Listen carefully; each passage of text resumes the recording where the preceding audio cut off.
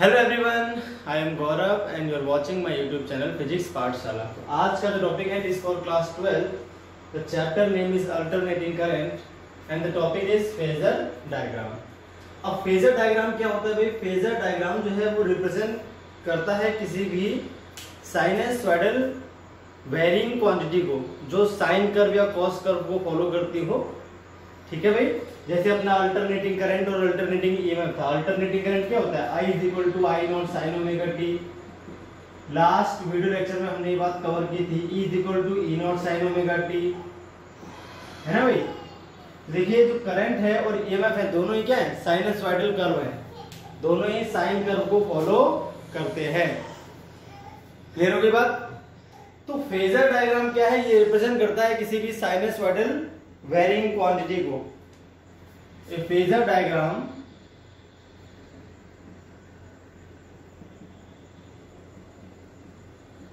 is used to represent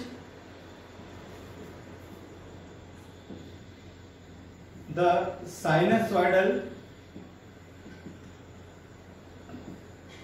varying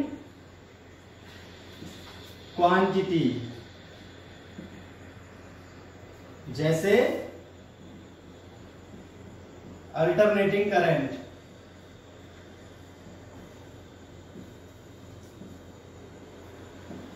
या फिर आपका alternating EMF.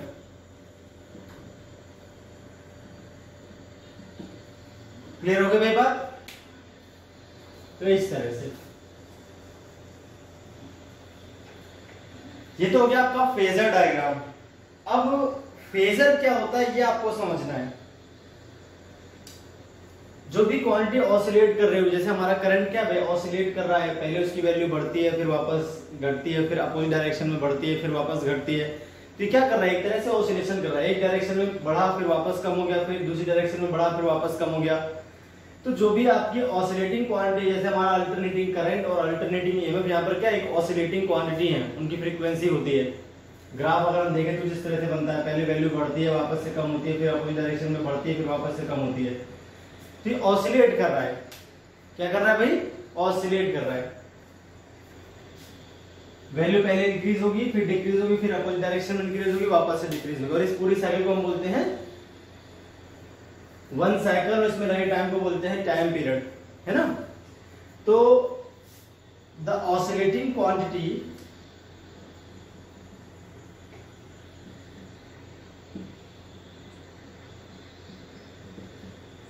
is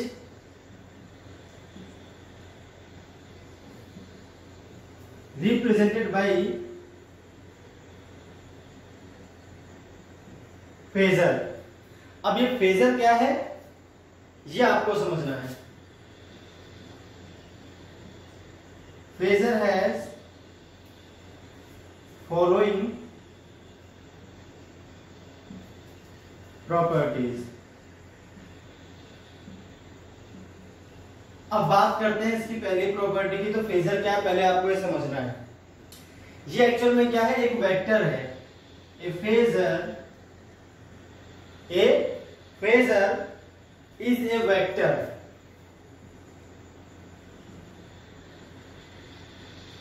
rotating anti clockwise, rotating anti-clockwise with angular speed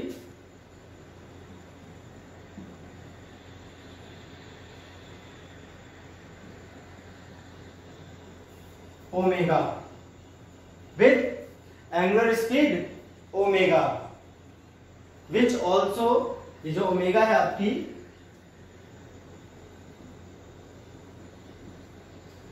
which also omega. Omega क्या भैया? Angular frequency of oscillating quantity, जिसको भी represent कर रहा है। मान लीजिए अल्टरनेटिंग करंट को रिप्रेजेंट कर रहा है आपका फेजर, तो अल्टरनेटिंग करंट की फ्रीक्वेंसी हो जाएगी ओमेगा। अगर ये अल्टरनेटिंग ईएमएफ को रिप्रेजेंट कर रहा है तो अल्टरनेटिंग ईएमएफ की जो एंगुलर फ्रीक्वेंसी है वो ओमेगा हो जाएगी। ठीक है? which also ओमेगा की बात हो रही है भाई, किसकी बात हो रही है? ओमेगा।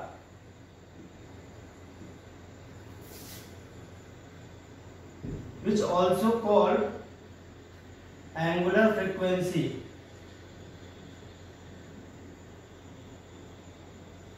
of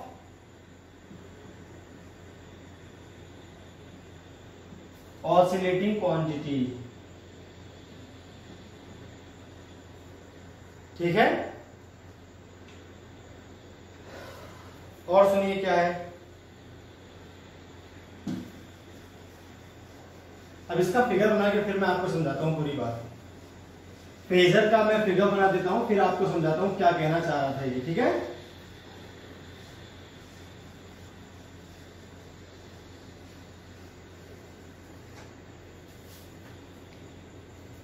ये आपके हो गई एक्स और Y axis.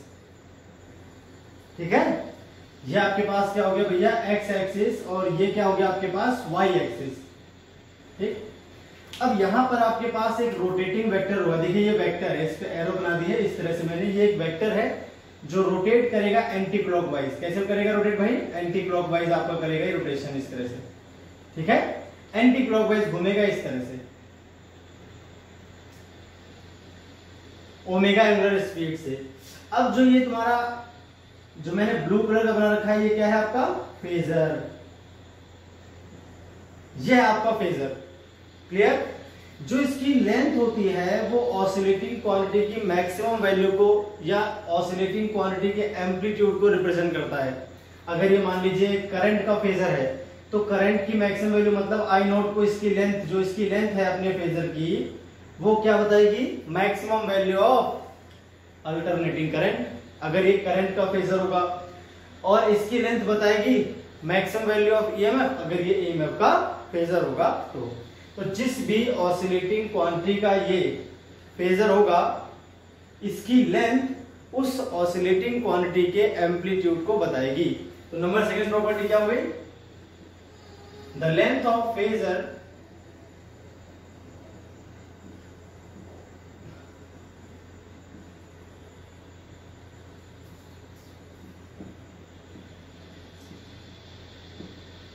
represents the maximum value, या फिर हम बोल सकते हैं एम्पलीट्यूड ऑफ ऑसिलेटिंग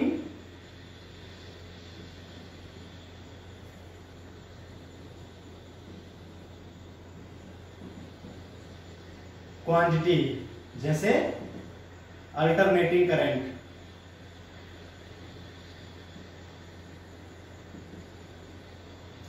अल्टरनेटिंग, ए का मतलब अल्टरनेटिंग करंट हो गया। क्लियर हो गया मेरी बात। इसकी तीसरी जो प्रॉपर्टी है इसके बारे में, तीसरी बात क्या है, इसका इफेक्ट वो भी सुनिए। तीसरी बात जो हो जाएगी वो ये है कि ये किसी टाइम जो एंगल बनाता है पॉजिटिव एक्स एक्सिस से, वो एंगल आपका हो जाता है phase. Angle is equal to आ जाएगा ओमेगा टी। ठीक है, angle made by phasor with positive x-axis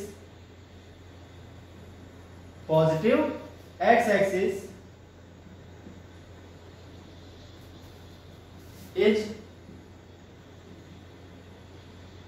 represents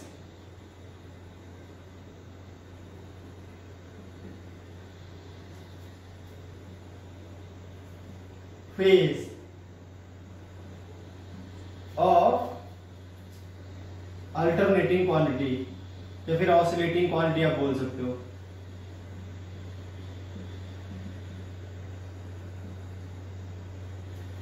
ये आपका जो फेज है वो थीटा, जो एंगल बनता है इसका पॉजिटिव एक्स के साथ, उसी को बोलते हैं फेज। ठीक है, जो साइन के अंदर आएगा। और लास्ट बात क्या है इसकी, जो इसका प्रोजेक्शन आएगा वाई एक्सिस पर, वो इंस्टेंटेनियस वैल्यू को देगा उस अल्टरनेटिंग क्वांटिटी की। करंट है चाहे ईएमएफ है, जो भी जिसका भी फेजर होगा वो।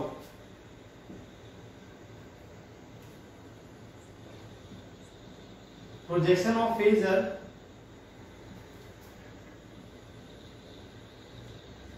on y-axis. Projection of phasor on y-axis gives instantaneous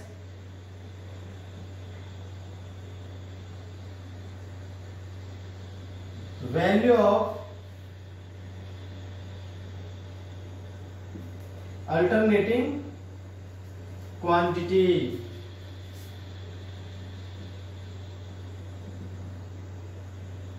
clear हो गया भाई? तो ये चार प्रॉपर्टी थी आपकी फेजर के बारे में, क्लियर है? तो अगर इसका देखें हम प्रोजेक्शन वाई एक्सिस पर, मतलब अगर इसको यहां से हम डाल दें परपेंडिकुलर वाई एक्सिस पर, तो ये जो आएगी ये आपकी हो जाएगी इंस्टेंटेनियस वैल्यू। मान लीजिए आपका करंट का फेजर है, तो इसकी लेंथ तो बताएगी आई नॉट को। क्या बताएगा भाई? आई नॉट। यहां पर जो आएगा ये हो जाएगा आपके पास आई, ये जो है, और ये किसके इक्वल हो जाएगा? I naught sine omega t के। ये जो ब्लू कलर का बना दिया है ये फेजर है करंट का। अगर ये करंट का फेजर होता तो इसकी लेंथ क्या बताती? करंट की मैक्सिमम वैल्यू। अब इस राइट एंगल ट्रायंगल से देखें तो ये तो आई नॉट है, यहां एंगल थीटा बनेगा इस जगह पर ऊपर, ये साइन में आ जाएगा, तो ये आपका आ जाएगा इंस्टेंटेनियस वैल्यू। तो आई इज इक्वल टू क्या आ जाएगी? I naught sine omega T. जो ब्लैक ब्लैक बना रखा है ये आपका इंस्टेंटेनियस वैल्यू आ जाएगा यहाँ पे, जो मैंने एरो बना दिया, ठीक है? इसमें ब्लू से बना देता हूं। तो ये हो गई आपकी इंस्टेंटेनियस वैल्यू, और ये है मैक्सिमम वैल्यू जिसपे आई नॉट लिखा हुआ है मैंने, ठीक है? तो इसका जो प्रोजेक्शन है आपका वाई एक्सिस पर, वो किसी इंस्टेंट टी पर आपको करंट की इंस्टेंटेनियस वैल्यू बता देगा। ऐसे ही अगर ये मान लीजिए होता आपका ईएमएफ किसका, सॉरी ये जो फेजर है ईएमएफ का होता, तो उस केस में क्या होता? ये ईएमएफ की मैक्सिमम वैल्यू और उसकी इंस्टेंटेनियस वैल्यू को बताता। जैसे अगर हम ईएमएफ का फेजर बनाए, जैसे हमने अभी अल्टरनेटिंग करंट का बनाया है, ऐसे ही हम ईएमएफ का भी फेजर बना सकते हैं। क्लियर है बात?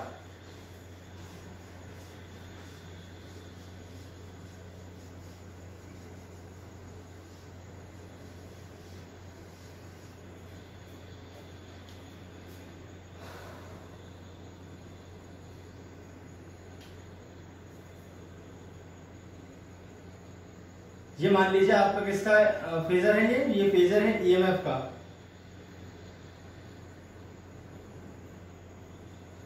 तो इसकी लेंथ किसके इक्वल आ जाएगी भाई? ई नॉट के इक्वल। ये कैसे घूम रहा होगा? Anti clockwise. अगर इसका हम यहां पर डाल दें प्रोजेक्शन वाई एक्सिस पर, तो ये जो आएगा ये इंस्टेंटेनियस वैल्यू देगा ई। ये अगर एंगल इसका इस समय बन रहा है थीटा, जो कि होगा ओमेगा टी, अगर ये एंटी क्लॉकवाइज घूम रहा है तो इस तरह से, ठीक है? यहां जो वैल्यू आएगी ये हो जाएगी आपकी E is equal to E naught sine omega t. तो ये करंट का फेजर हो गया, ये आपका हो गया किसका फेजर? ईएमएफ का फेजर। तो फेजर क्या एक्चुअल में एक रोटेटिंग वेक्टर है। ज्योमेट्रिकली हम वेक्टर को स्ट्रेट लाइन से उसके ऊपर एक एरो हेड बनाते हैं, तो वेक्टर का ये रिप्रेजेंटेशन होता है। ये घूमता हुआ वेक्टर है। कैसे घूम रहा है? एंटी क्लॉकवाइज घूम रहा है, ठीक है? किसी इंस्टेंट टी पर जो इसने एक्स एक्सिस के साथ एंगल बना रखा होता है, इसको बोलते हैं फेज। इसकी जो खुद की लेंथ होती है फेजर की, वो maximum value of alternating quantity होगा, और जिसका प्रोजेक्शन आएगा वाई एक्सिस पर, वो इंस्टेंटेनियस वैल्यू होगी उस अल्टरनेटिंग क्वांटिटी की, जिसका वो फेजर होगा। क्लियर है भाई? तो ऐसे ही फेजर की हेल्प से हम कुछ बातें पढ़ेंगे सर्किट्स के बारे में।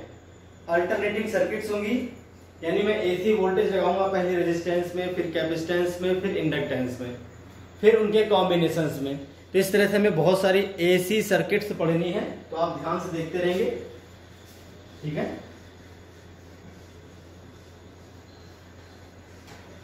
तो उनको हम फेजर की हेल्प से पढ़ेंगे, उनका हम फेजर डायग्राम बनाएंगे। तो कैसे बनाएंगे वो आपको ध्यान से देखना है।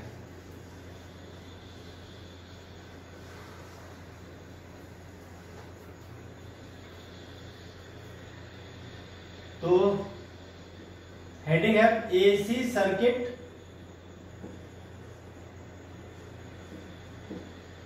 containing resistance only.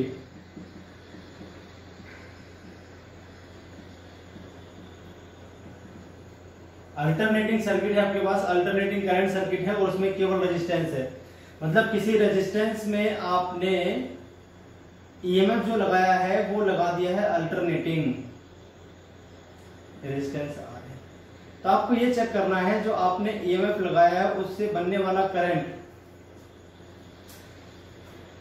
फेज में है या आउट ऑफ फेज है ईएमएफ के साथ, ठीक है। उसका जो कर्व है वो किसको फॉलो कर रहा है, कॉस को या साइन को, वो चीजें हमें यहाँ पर समझनी है।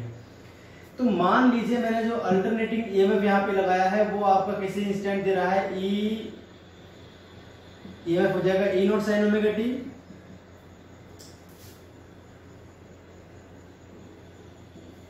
And alternating EMF is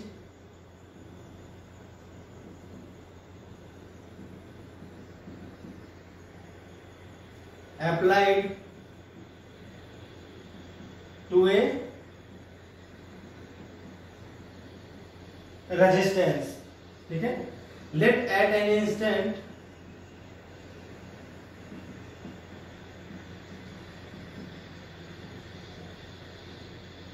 the value of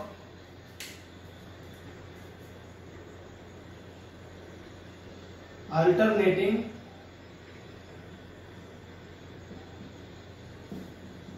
current is I, then I is equal to क्या होता है भाई, E बाई आर, ठीक है। और E कितना है आपका, E आपका है E naught sine omega t, यहाँ पे आ जाएगा डिवाइड में R, E naught by R को हम बोल देंगे मैक्सिमम करंट, हो जाएगा आपके पास I नॉट साइन ओमेगा। अगर किसी इंस्टेंट t पर आपका EMF E naught sine omega t है तो आपका जो करंट आएगा रेजिस्टेंस में वो जाएगा I naught sine omega T, मतलब दोनों ही साइन कर्व को फॉलो करेंगे। अगर हम दोनों का ग्राफ बनाते हैं, यहाँ पर इस एक्सिस पर हम करंट एंड ईएमएफ दोनों एक साथ ले रहे हैं, तो हम देखें अगर ध्यान से तो करंट में भी क्या है, साइन ओमेगा टी है ना। किसी इंस्टेंट t पर जो इसका ग्राफ हम बनाते हैं, करंट और टाइम का ग्राफ बनाए, यहाँ पर टाइम ले लेते हैं इस जगह पे, ठीक है भाई। टाइम की कुछ वैल्यूज ले, जैसे मैंने t/4 ले लिया, उसके बाद टाइम ले लिया आपका t/2, उसके बाद टाइम ले लिया 3t/4 और उसके बाद टाइम ले लिया हमने t, ठीक है। एक साइकिल के लिए देखते हैं कैसा ग्राफ बनता है। तो अगर t इक्वल टू 0 पुट करेंगे तो करंट भी 0 आएगा और ईएमएफ भी आपका 0 आएगा, ठीक है। अब साइन कर्व आप जानते हो, साइन कर्व को सीधे बनाना सीख लो, टाइम नहीं वेस्ट करना। ये आपका साइन कर्व हो जाएगा। तो मान लीजिए करंट का ग्राफ है, किसका ग्राफ है भाई, करंट का। तो ये जो आएगी आपके सामने, यहाँ पर आएगा मैक्सिमम वैल्यू ऑफ करंट, ये आपका t/4, ठीक है, इस तरह से t/4 हो गया। अब जो ईएमएफ होगा, है ना, जो आपका देखिए ईएमएफ क्या है, मैक्सिमम वैल्यू ऑफ जो ईएमएफ होगी वो करंट से ज्यादा भी हो सकती है और करंट से कम भी हो सकती है, क्योंकि ए नॉट इज इक्वल टू आएगा आई नॉट मल्टीप्लाइड बाई आर। अब जो आर है आपका, अगर इसकी वैल्यू 1 से ज्यादा हुई तो आपका जो ई नॉट है वो आई नॉट से ज्यादा आएगा, अगर आर आपका 1 से कम हो गया तो ई नॉट आई नॉट से कम भी हो सकता है। दोनों ही बातें पॉसिबल, पर दोनों का ग्राफ जो होगा वो एक जैसा बनेगा, दोनों एक साथ 0 होंगी और दोनों की वैल्यूज एक साथ मैक्सिमम होंगी। जब आपका ईएमएफ मैक्सिमम होगा तभी आपका करंट भी मैक्सिमम होगा, जब आपका ईएमएफ 0 होगा तब आपका करंट भी 0 होगा। ये कहना चाहता है ग्राफ क्लियरली, ठीक है। दूसरा ग्राफ हम बनाते हैं ईएमएफ का, मान लेते हैं ईएमएफ की वैल्यू करंट से ज्यादा आ रही है, ठीक है।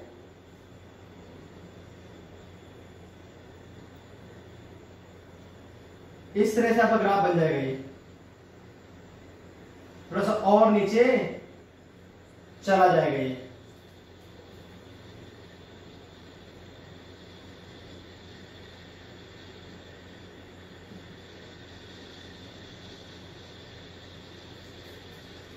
जो ब्लू कलर का बना रखा है ये कौन सा ग्राफ है आपका,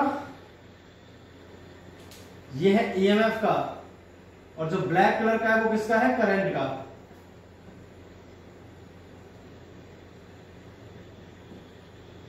ये क्या आएगी भाई, इसकी मैक्सिमम वैल्यू किसकी, ईएमएफ की आएगी आपकी मैक्सिमम वैल्यू इस तरह से। ये ग्राफ क्या बता रहा है कि दोनों एक साथ तो जीरो हुए हैं, दोनों एक साथ मैक्सिमम एक ही इंस्टेंट t/4 पर दोनों मैक्सिमम, फिर t/2 पर दोनों जीरो, फिर 3t/4 पर दोनों अपोजिट डायरेक्शन में मैक्सिमम, फिर वापस जीरो। तो यहाँ पर क्या होता है, जब आपका ईएमएफ इंक्रीज करता है तभी आपका करंट इंक्रीज करता है। एक साथ दोनों की वैल्यू मैक्सिमम होती है और एक साथ दोनों वापस डिक्रीज होकर जीरो हो जाते हैं। फिर एक साथ दोनों डायरेक्शन चेंज होती है, फिर अपोजिट डायरेक्शन में मैक्सिमम होते हैं, फिर वापस से जीरो जाते हैं। तो साथ साथ चल रहे हैं, जो इनका फेज डिफरेंस है वो क्या है, जीरो, एक साथ चल रहे हैं। अगर इनका हम फेजर डायग्राम बनाते हैं, देखिए ये तो हो गया सर्किट डायग्राम, ये आपका ग्राफ हो गया। अब हम बात कर लेते हैं फेजर डायग्राम की। तो फेजर डायग्राम अगर हम देखें,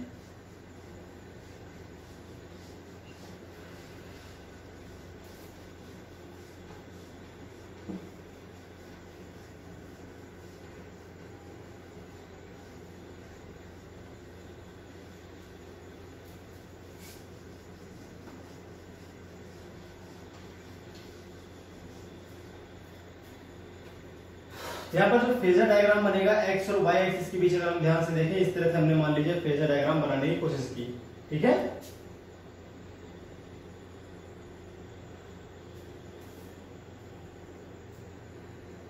तो इसमें क्या था भाई, किसी इंस्टेंट टी पर आपने ईएमएफ माना था E = E0 sin omega T. मतलब जो E0 है आपके पास, ये हो गया आपका फेजर ऑफ ईएमएफ। तो इसकी जो लेंथ होती है वो E0 के इक्वल। अब इसका एंगल क्या बन रहा है, ओमेगा टी। तो एक्स के साथ ही क्या बना रहा है एंगल, ओमेगा टी, ठीक है। तो आपने क्या पाया, जो यहाँ पर करंट आ रहा है आई, वो भी क्या आ रहा है I0 sin ओमेगा टी। यानी उस वेक्टर की बस लेंथ अलग होगी, उसका भी एंगल ओमेगा टी ही बन रहा है। तो आपको इसी लाइन पर क्या दिखाना पड़ेगा, करंट का भी दिखाना पड़ेगा। तो जो नीचे वाली एरो बनाई है मैंने वो करंट के लिए हो गई I0, जो ऊपर वाली एरो है वो किसके लिए हो गई, ईएमएफ के लिए हो गई। ये दोनों का फेजर डायग्राम है इस समय। ये क्या है भाई, फेजर डायग्राम। क्लियर होगी बात, ये आपका फेजर डायग्राम है इस समय।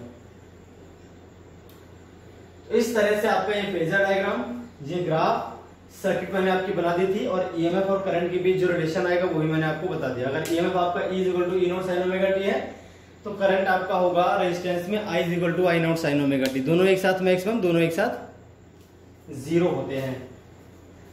तो ये थी पूरी बात रेजिस्टेंस ओनली।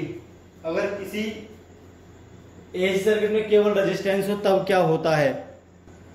तो अब हम बात कर लेते हैं इसमें एसी सर्किट जिसमें रेजिस्टेंस था केवल, उसमें पावर कितनी होती है, इंस्टेंटेनियस पावर।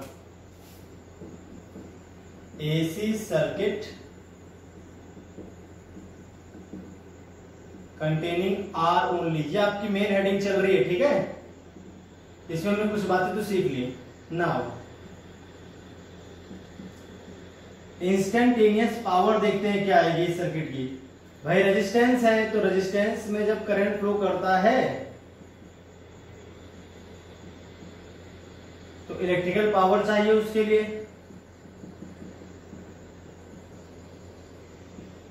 I² R के इक्वल होती है। नाउ इंस्टेंटेनियस पावर देखा जाए,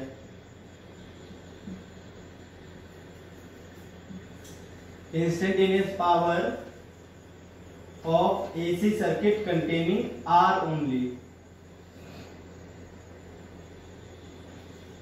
instantaneous power in AC circuit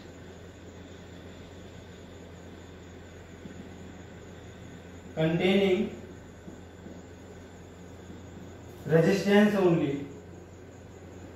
देखिए भाई क्या आ जाएगा इंस्टेंटेनियस पावर, तो power instantaneous is equal to आपके पास हो जाएगा I² R। किसी इंस्टेंट जो करंट की वैल्यू है, और किसी इंस्टेंट जो यहाँ पर करंट आता है वो क्या आता है, I0 sin omega T.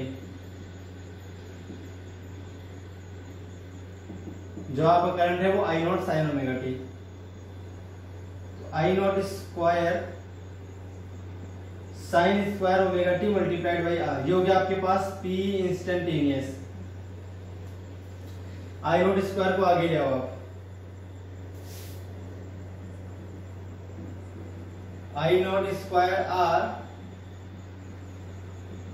sin² omega t. ये आपकी इंस्टेंटेनियस पावर है, ठीक है। ये कौन सी पावर हो गई? Instantaneous power. अब हम बात करें अगर एवरेज पावर की, देखते हैं एवरेज पावर क्या आएगी ओवर अ फुल साइकिल। ठीक है,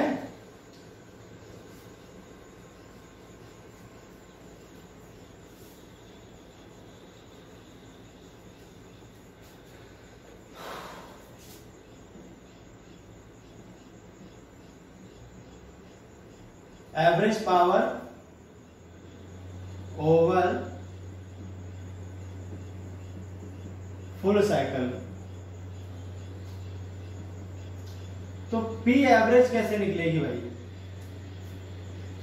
किसी इंस्टेंट करंट आपके पास ये है, सॉरी किसी इंस्टेंट जो पावर है वो ये है, तो हम जानते हैं एवरेज निकालने का तरीका होता है किसी इंस्टेंट पावर यानी पावर की instantaneous value multiply dt upon में इंटीग्रेशन ऑफ dt। अगर लिमिट हम देखें तो पूरे टाइम के लिए, पूरी साइकिल के टाइम क्या होता है 0 से t, तो यहाँ भी क्या आ जाएगी 0 से t।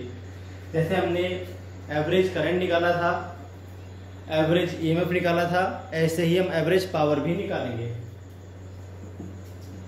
आई नॉट स्क्वायर और आर तो आ जाएगा बाहर, अंदर बचेगा आपके पास साइन स्क्वायर ओमेगा टी 0 से t dt, नीचे बचेगा 0 से t dt। ठीक है, इंटीग्रेशन। अब आपको ध्यान रखना, मैं एक बार यहाँ पर इंटीग्रेशन कर रहा हूँ, अगली बार से मैं डायरेक्ट लिखूंगा वैल्यूज। आपको याद रखना है integration of sine square omega T कितना आएगा 0 से लेकर t अगर लिमिट लगी हो तो। ठीक है, sine square omega t, sine square x का इंटीग्रेशन होता ही नहीं है एक्चुअल में, इसे हमें तोड़ना पड़ेगा कॉस वाले टर्म्स में। ये आपका आ जाएगा आई नॉट स्क्वायर आर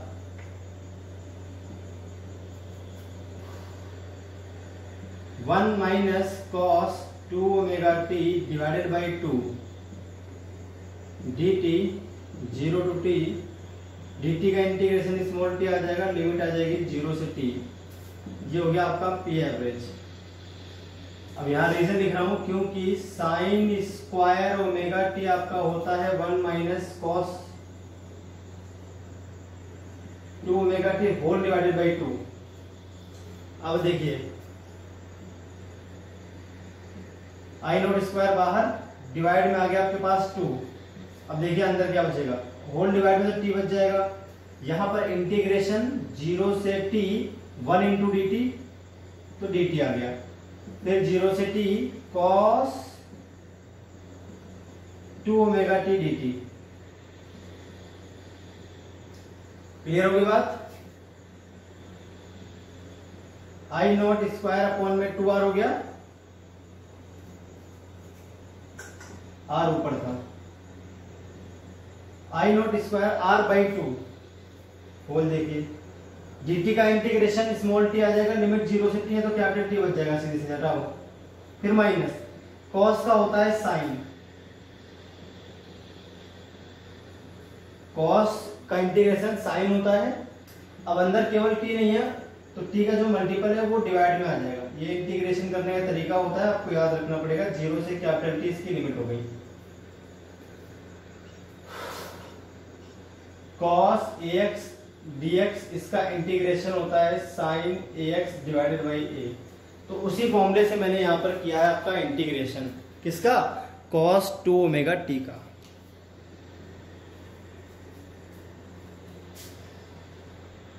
अब देखते हैं पी एवरेज क्या आ जाएगा भाई यहाँ पे।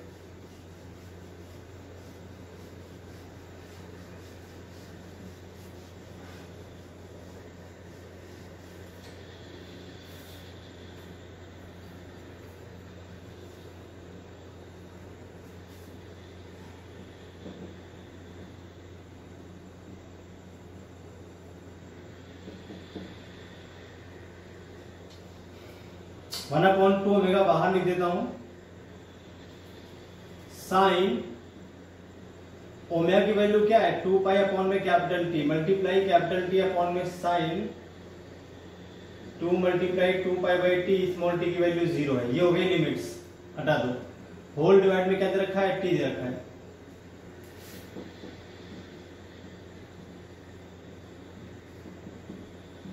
वन बाई 2 ओमेगा, टी से टी कैंसिल, साइन 4 पाई 0 होता है, साइन 0 भी 0 होता है, होल अपॉन में टी है। ये टर्म तो 0 हो गया, टी बाई टी कट के 1 हो जाएगा। तो पी एवरेज फाइनली आपका क्या आ जाएगा, पी एवरेज जो आपका आ जाएगा I naught square R by 2। ये तो ये पी एवरेज है किसमें, एक ऐसी एसी सर्किट में जिसमें केवल रेजिस्टेंस है, यानी अगर रेजिस्टेंस के साथ आप अल्टरनेटिंग ईएमएफ अप्लाई कर दो तो जो एवरेज पावर खर्च होगी आपकी इलेक्ट्रिकल वो हो जाएगी I naught square R by 2। Clear होगी बात। अब यहां पर हम जानते हैं आई नॉट क्या है, मैक्सिमम करंट। नाउ जैसे कि मैंने आपको कल बताया था, जो आईआरएमएस होता है root mean square value of current होती है, वो maximum current by root 2 time होती है। तो यहां से अगर हम आईआरएमएस पे स्क्वायर करेंगे तो आई नॉट स्क्वायर बाय 2 आ जाएगा, है ना। हेंस एवरेज पावर जो आपके पास आ जाएगी वो आ जाएगी I R M S square multiply R. ये लो, I R M S square multiply R होती है आपकी एवरेज पावर, या फिर मैक्सिमम करंट का स्क्वायर आर बाई 2 होती है। ये बात आपको ध्यान रखनी है, ठीक है भाई। एवरेज पावर भी निकाल दिया हमने एसी सर्किट जिसमें केवल रेजिस्टेंस था उसकी, ठीक है भाई। चलिए तो आगे बात कर लेते हैं इसी एसी सर्किट में जिसमें केवल रेजिस्टेंस है, उसमें जो अल्टरनेटिंग ईएमएफ है और अल्टरनेटिंग करंट है उनका फेज डिफरेंस आता है 0, क्योंकि दोनों ही क्या फेज बना रहे हैं, ओमेगा टी किसी भी इंस्टेंट। तो नोट में लिखेंगे ये बात।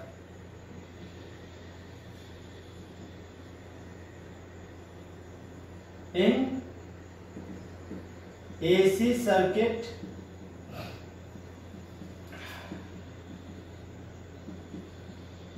containing only resistance,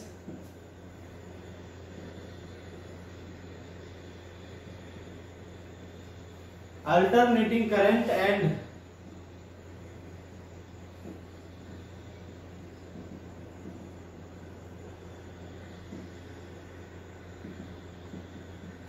alternating EMF, alternating current and alternating EMF has 0 phase difference या फिर नो फेज डिफरेंस भी आप कह सकते हो। इनके बीच कोई फेज डिफरेंस नहीं है। इनके जब हम फेजर बनाते हैं तो दोनों का जो एंगल बनता है वो क्या बनता है, ओमेगा टी बनता है। दोनों एक ही लाइन से रिप्रेजेंट हो जाएंगे यहां पे।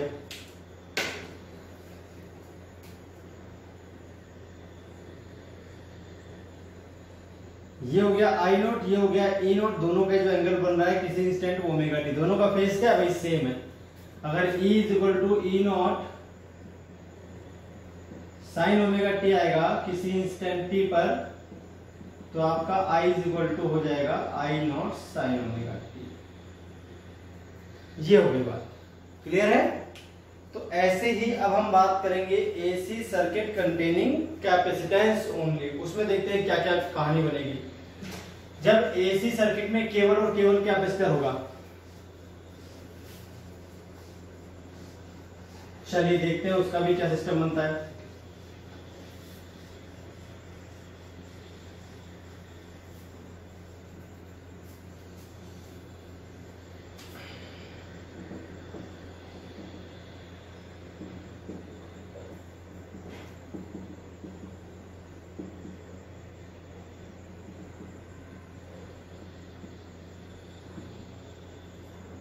AC circuit capacitance only.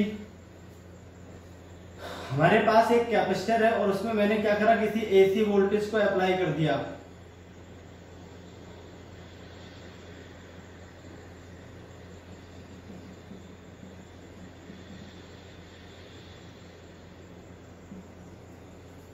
ठीक है, अपने पास एक कैपेसिटर है और किसी इंस्टेंट मैंने क्या किया, उसमें एसी वोल्टेज क्या करा, अप्लाई कर दिया।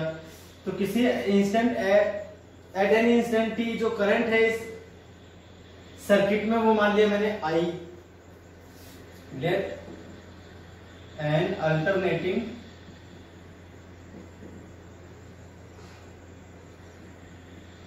EMF, ये वोल्टेज कह सकते हो आप,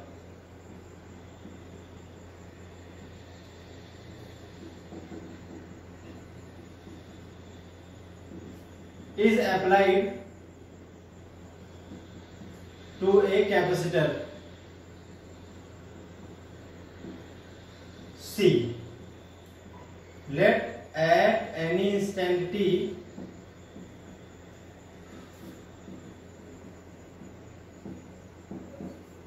the value of current is I.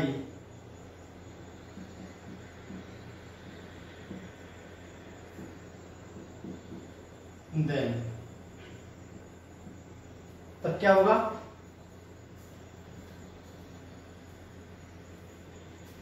देखिए भाई, इस कैपेसिटर पे हमने मान लिया चार्ज कितना है भाई, प्लस क्यू और माइनस क्यू। किसी इंस्टेंट टी पर इस पे चार्ज है, यहां पे देते हैं, एंड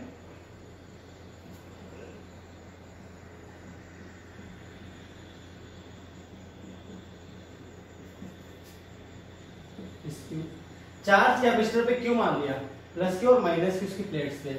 तो क्यू इज इक्वल टू क्या होता है भाई, सी इंटू वी, है ना। वी क्या है, ईएमएफ। तो किसी इंस्टेंट जो ईएमएफ है वो हो जाएगा यहाँ पर सी इंटू ई। अरे वोल्टेज को ई से तो लिखा हुआ है, तो C into E naught sine omega t. ये हो गया आपके पास Q. Differentiating both side,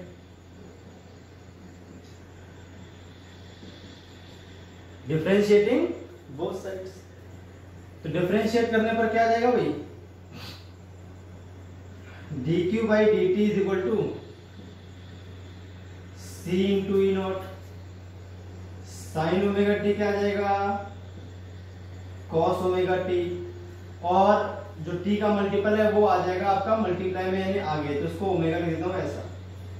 sign omega T का जो डिफरेंशिएशन है वो क्या हो जाएगा, omega cos omega t, d by d t sine omega t is equal to आएगा ओमेगा कॉस ओमेगा टी। तो इसको मैंने डिफरेंशिएट कर दिया बोथ साइड एक साथ। dq बाई dt को हम बोल देंगे current, E not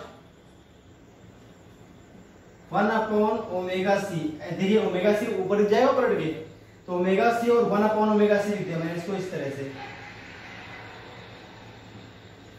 cos omega T. Clear हो गई यहां तक की बात। इसे कर देता हूं मैं erase.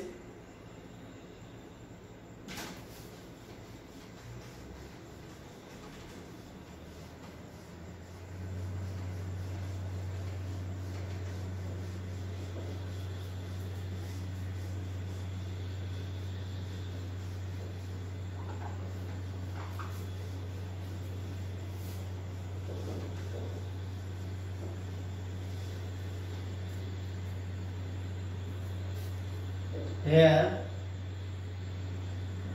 1 upon omega C is equal to होता है एक्स सी, और इसको बोलते हैं कैपेसिटिव रिएक्टेंस। कैपेसिटेंस जो रेजिस्टेंस ऑफर करता है उसको हम बोलते हैं एक्स सी, जो होता है 1 अपॉन ओमेगा सी के इक्वल। एक्स सी का मतलब होता है कैपेसिटिव रिएक्टेंस। जैसे आपका वायर जो रुकावट पैदा करता है करंट के रास्ते में उसको बोलते हैं रेजिस्टेंस, ऐसे ही कैपेसिटर जो रुकावट पैदा करता है करंट के रास्ते में उसको बोलते हैं कैपेसिटिव रिएक्टेंस, उसको एक्ससी से लिखते हैं। तो आई इज इक्वल टू क्या हो जाएगा, ई नॉट बाई एक्ससी। एक्ससी लिखा हुआ है, ठीक है, multiply sign omega T, sorry cos omega T लिखा हुआ है, कॉस ओमेगा टी, ठीक है। तो I इज इक्वल टू यहां पर आपके पास आ जाएगा आई नॉट,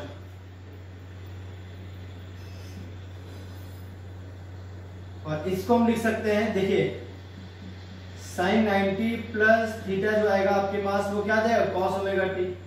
तो यहां से आपके पास आ जाएगा ये ओमेगा टी, आगे लिखते हैं प्लस पाई बाई 2 कर देते हैं, पीछे बात तो वही है। यहां पर आपके पास आई नोट क्या है, ई नोट बाई एक्स।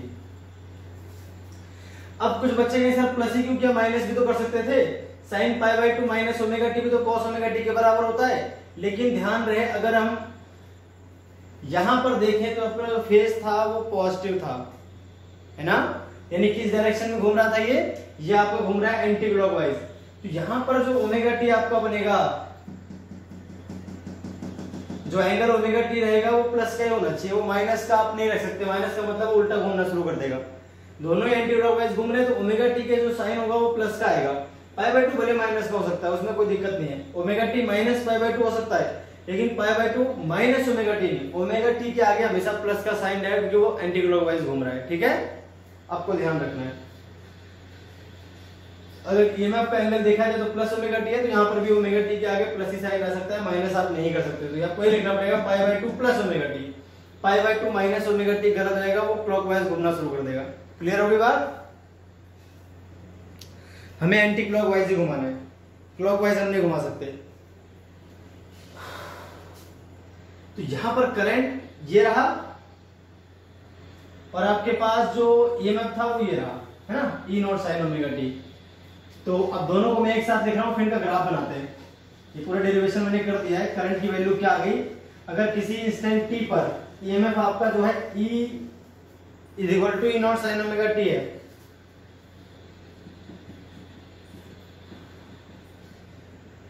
तो करंट जो रहेगा आपका वो हो जाएगा I naught sine omega t plus pi by 2। यानी यहां पर जो फेज डिफरेंस है, phase difference between I and E is pi by 2। अब इसमें आगे कौन चल रहा है,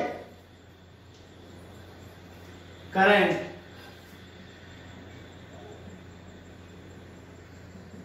current leads by pi by 2 to the applied voltage.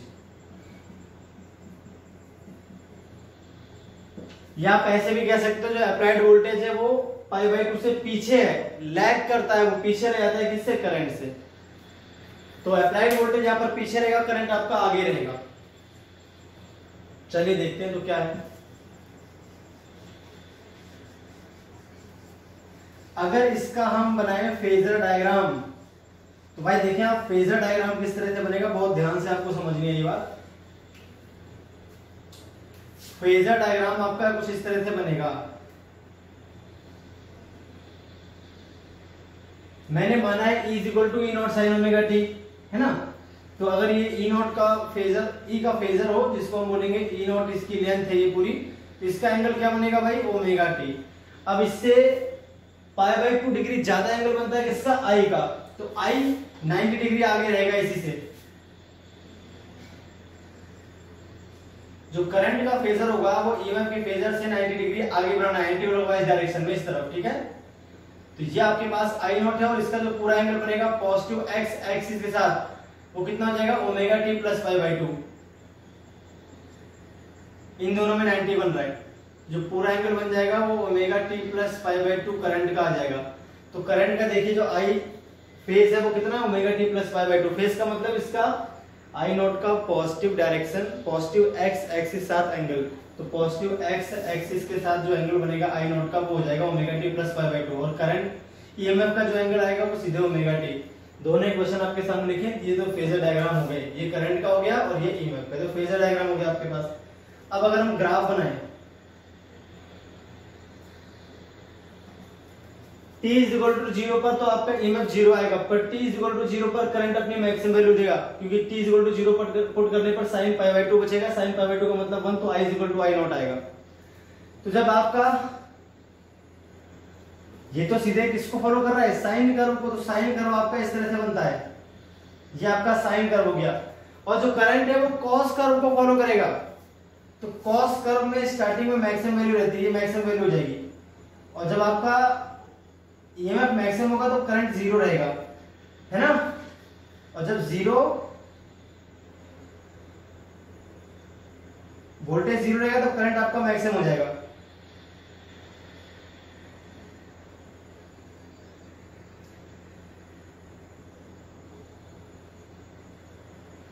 इस तरह से जब वापस से आपका ईएमएफ मैक्सिमम होगा तो करंट वापस जीरो हो जाएगा। उल्टा उल्टा हो रहा है।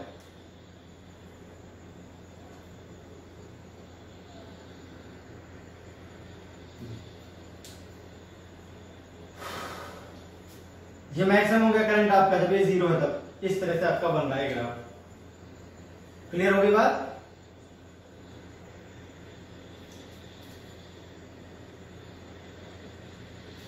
जब आपका ईएमएफ जीरो था तब करंट मैक्सिमम, जो ब्लू कलर वाला है वो करंट को रिप्रेजेंट कर रहा है। ठीक है भाई, जो ब्लू कलर का है ये किसको रिप्रेजेंट कर रहा है? करंट को। और जो ब्लैक कलर का है ये आपका ईएमएफ बता रहा है। ये हो गया आई नॉट और ये हो गया आपके पास ई नॉट। इस डायरेक्शन में आई और ई है और इस डायरेक्शन में आपका टाइम है।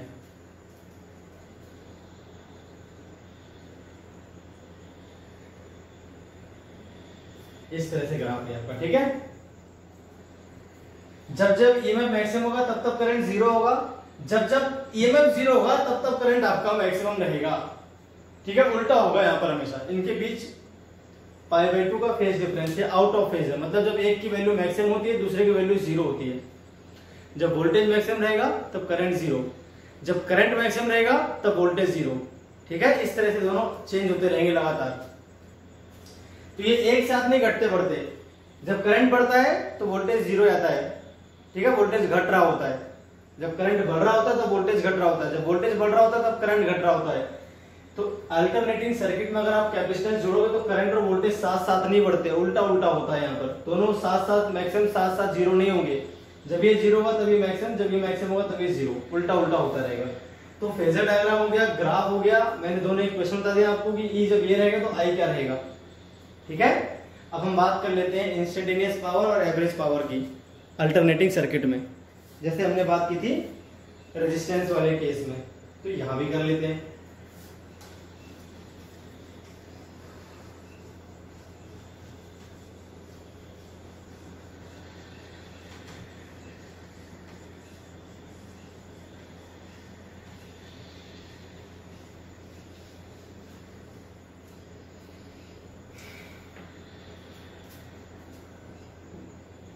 ये आपका ही हेडिंग ये चल रही है, इंस्टेंटेनियस पावर। तो पावर इंस्टेंटेनियस क्या आ जाएगा भाई? देखिए, जैसे पिछली बार आपका रेजिस्टेंस आर था तो पावर का फॉर्मूला आता है I square R V square by R, या फिर होता है आई इंटू वी। देखिए इसमें रेजिस्टेंस तो है नहीं, तो हम आई स्क्वायर आर और वी स्क्वायर आर को लगा नहीं सकते। तो यहाँ पर हम क्या लगा देंगे? I current into voltage. किसी इंस्टेंट करंट कितना और वोल्टेज कितना, उनका मल्टीप्लाई आपकी पावर दे सकता है, क्योंकि पावर का फॉर्मूला वी इंटू आई भी होता है। ठीक है, जब यहाँ रेजिस्टेंस ही नहीं है तो हम रेजिस्टेंस वाला फॉर्मूला यूज नहीं करेंगे। आई क्या हो जाएगा? I naught sine omega t. ये क्या हो जाएगा? अच्छा, आई की जो वैल्यू है वो ये रहेगी, साइन नहीं है इसमें।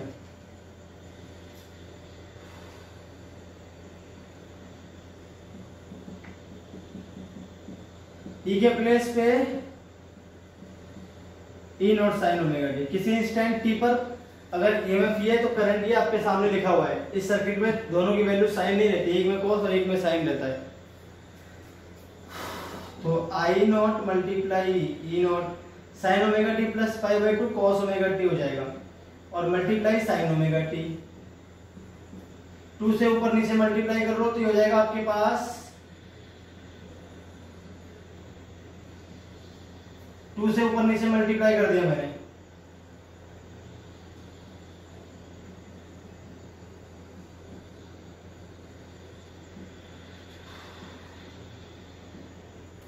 ये हो गया power instantaneous.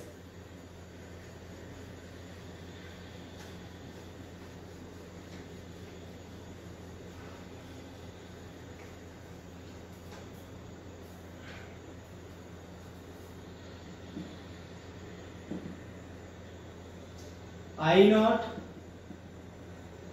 E naught by 2 और 2 sine omega t cos omega t sine 2 omega t के इक्वल हो जाएंगे, क्योंकि साइन 2x होता है 2 साइन x cos x। अब हम कर लेंगे, ये एवरेज नहीं है, सॉरी, ये क्या है, ये इंस्टेंटेनियस पावर थी। कौन सी पावर थी भाई? इंस्टेंटेनियस। किसी इंस्टेंट की पावर आपकी इसी फॉर्मूले से निकलेगी। Now average power over full cycle, तो P एवरेज कैसे निकलेगी भाई? 0 से 2 P instantaneous dt whole upon में इंटीग्रेशन 0 से t dt। यही आपका एवरेज निकालने का तरीका है। बार बार मैं यही कर रहा हूं।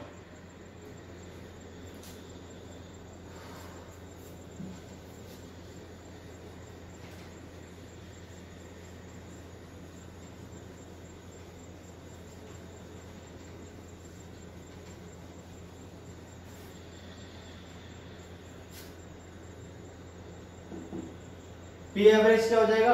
P instantaneous. अब P इंस्टेंटेनियस क्या है? I नॉट ई नॉट तो कांस्टेंट है, डिवाइड बाय 2 कांस्टेंट है, sin 2 ओमेगा टी dt 0 से कैपिटल T अपॉन में स्मॉल t हो जाएगा, dt का इंटीग्रेशन 0 से t।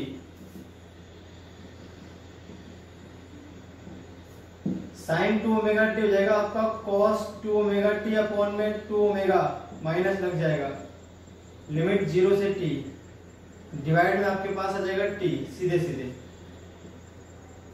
ठीक है,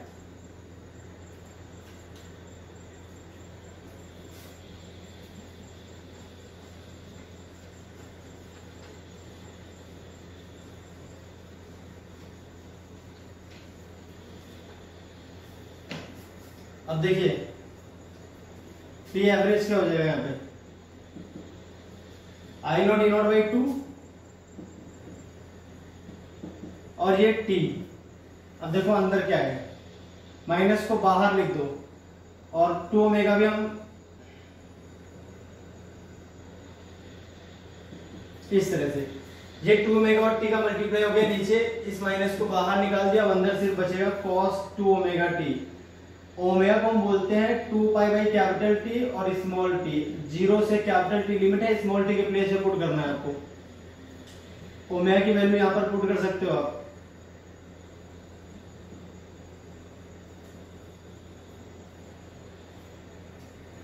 ठीक है भाई, चलिए देखते हैं क्या आएगा। cos, ये t के प्लेस पे t पुट करूंगा तो कैपिटल T से कैपिटल T कट जाए, cos 4 पाई बचेगा, माइनस cos 0, cos 4 पाई की वैल्यू क्या आ जाएगी भाई?